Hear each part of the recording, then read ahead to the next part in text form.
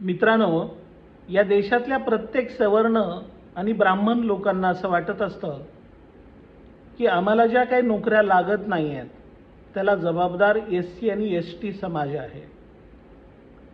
आम्ही जे काही गरीब आहोत यालाही जबाबदार एससी आणि एसटी समाजच आहे। मित्रांनो, खरी परिस्थिती अशी नाही आहे।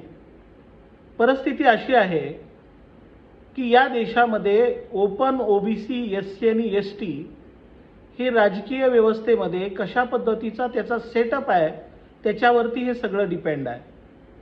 काय झालंय माहिती आहे का, एससीचे जे सगळे नेते आहेत तुम्ही तुमच्या डोळ्यासमोर आणा, त्या नेत्यांना कधीतरी 5 वर्षाची आमदारकी मिळालेली असते, त्यानंतर त्याला खाली बसवलं जातं, त्याला सांगितलं जातं दुसऱ्यांचा नंबर नाही का, दुसऱ्याला चान्स देऊ, दुसऱ्याला उभा केलं जातं, त्याच्यानंतर त्याला सांगितलं जातं तिसऱ्याला चान्स देऊ आणि त्याच्यानंतर चौथ्याला चान्स देऊ।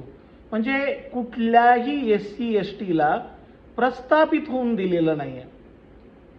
परिणाम काय झालाय माहिती आहे, तर या एससी एसटी मध्ये ज्या पण काही नोकऱ्या होत्या याच्यामध्ये थोड्या जे काही शिंतोडे असतील ते प्रत्येकाकडे डिवाइड झाले आणि प्रत्येकातून थोडंसं तो डेव्हलपमेंटचा विषय पुढे आला। ओबीसी मध्ये म्हणजे जवळपास हेच आहे। ओबीसी मध्ये अशा पद्धतीचा प्रस्थापित नेता एखाद दुसरा सोडून दुसरा कुठला नेता तयार झाला नाही। महत्त्वाची गोष्ट येते त्या ओपन समाजामधून। मित्रांनो, जवळपास 95-96% हे जे प्रस्थापित नेते आहेत, ज्यांनी 3-3, 4-4, 5-5, 6-6 वेळा आमदारकी भोगलेली आहे किंवा त्यांचं अस्तित्व, त्यांचा पगडा तिथं जाम ठेवलेला आहे, शैक्षणिक संस्था असतील, कारखाने असतील, बाकीच्या काही गोष्टी असतील याच्यात प्रभाव ठेवलेला आहे। जसं काय ओबीसी, एससी आणि एसटींना जे काही शिंतोडे थोडे मिळाले त्यामुळे सर्वसामान्य कुटुंबातल्या काही जणांना वर येण्याची संधी मिळाली। पण मित्रांनो, तुमचं काय झालंय माहिती आहे, काय झालंय तर या प्रत्येक प्रस्थापित नेत्यांनी एक उलटी छत्री उभा केलेली आहे। उलटी छत्री, या उलटी छत्री म्हणजे काय की कुठलीही नोकरी आली की त्यांच्याच दादाला, मामाला, काकाला, ज्यांची 200, 500, 1000 मतदान आहेत त्यांनाच ती मिळालेली आहे। सगळी साधनं, सगळ्या गोष्टी या दादा, मामा, काकांना आणि 100, 200, 500, 1000 मतदार असणाऱ्या घरातच ते मिळालेलं आहे।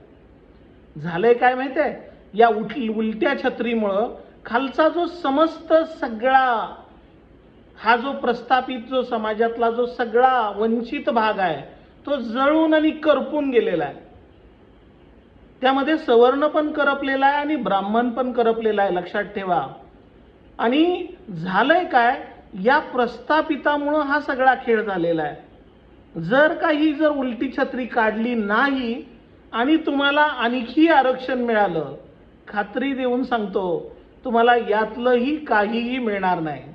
जरांगे पाटलांचं आंदोलन होतं त्यावेळेलाही मी हेच समजावून सांगत होतो की पहिल्यांदा ही जी उलटी छत्री आहे, हे जे प्रस्थापित नेते जे ओपन समाजामध्ये भरपूर मोठ्या प्रमाणात आहेत त्यांना कमी करण्याची गरज आहे। सर्वसामान्य गरीब ब्राह्मणांना आणि सवर्णांना तिथं संधी मिळाली पाहिजे, तरच तुमचं सोनं होईल, अन्यथा काही नाही होणार मित्रांनो।